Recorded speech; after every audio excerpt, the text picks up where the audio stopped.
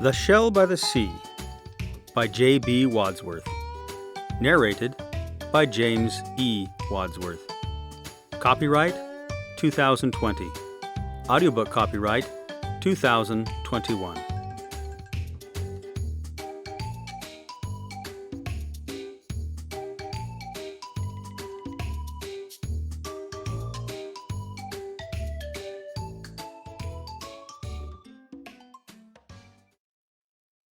Not long ago by the side of the sea lived a very large turtle named Timothy. Each day he'd roam in a mood somewhat gray. Each night he'd come home feeling much the same way. "It's this shell! It's this shell! It's this shell!" he would cry. "No animal I've seen has a shell such as I. Not the elephant, the zebra, the camel or giraffe. Not the monkey, the lion or buffalo calf. Not the hippo, the tiger, or even the rhino. Not one has a shell that's like mine, not that I know." Things would be easy, things would be swell, if I could be rid of this miserable shell. I'd find other creatures to be my friends. The dullness of life would soon come to an end. A monkey's life is the life for me, gracefully swinging from tree to tree. Now that my decision is made, I'll just leave my shell near this tree, in the shade. The jungle was dark. He'd never dare sleep. Too many things going slither and creep. High above, monkeys frolicked like clowns, swinging on vines that hung all around. Upward he climbed from one branch to another. At the top he looked down, crying, "I want my mother." He took a big gulp. He could easily fall. Turtles aren't used to high heights, not at all. Away he swung with a vine in his beak. He couldn't open his eyes, not for one tiny peek. The monkeys, they made it look so easy, but now he'd become rather queasy. When the vine stopped its swinging, Timothy stopped too. He just hung there, wondering, now what do I do? The monkeys gathered round to have a good laugh. The turtle soon came to regret his fool gaffe. Blushing in shame, Timothy slid himself down. Oh, it felt nice to be on firm ground. Away he crawled as fast as he could, to free himself from that dense, dark wood. The monkeys now laughed him right out of the jungle. You have to admit, it was quite a bungle.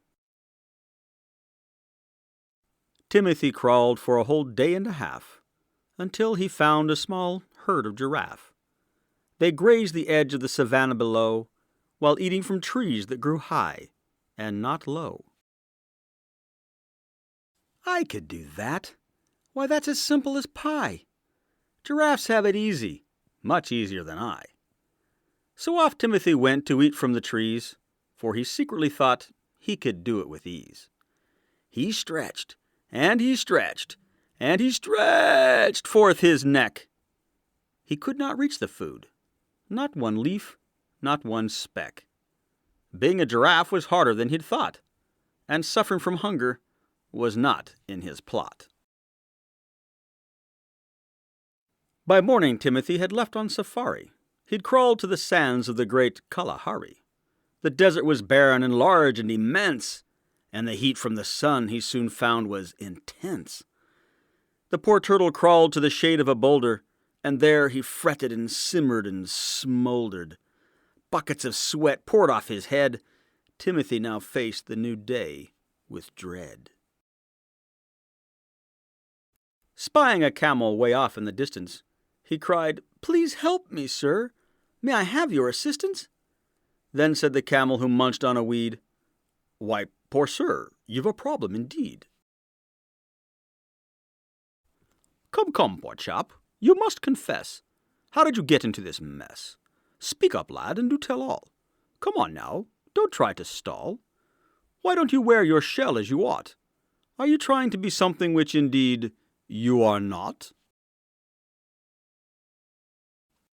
Well, Mr. Camel, Timothy sobbed in tears, it seems from my shell I've been parted for years.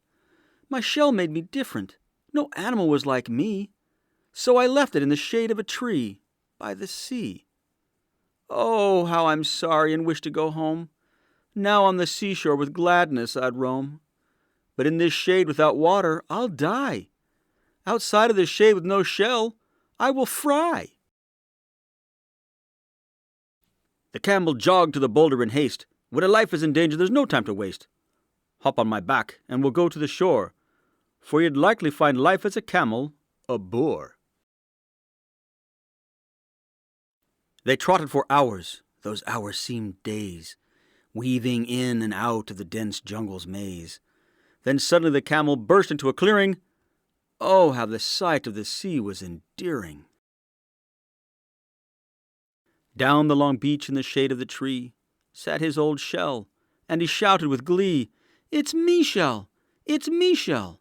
I've come home to stay, and outside of you I won't spend one more day."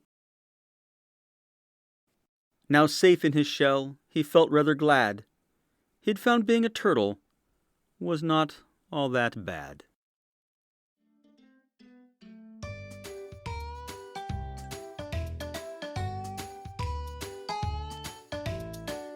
The end.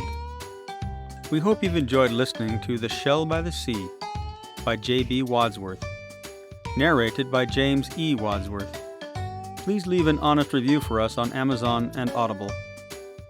Please visit the author's website at www.jbwadsworth.com for more information about the author.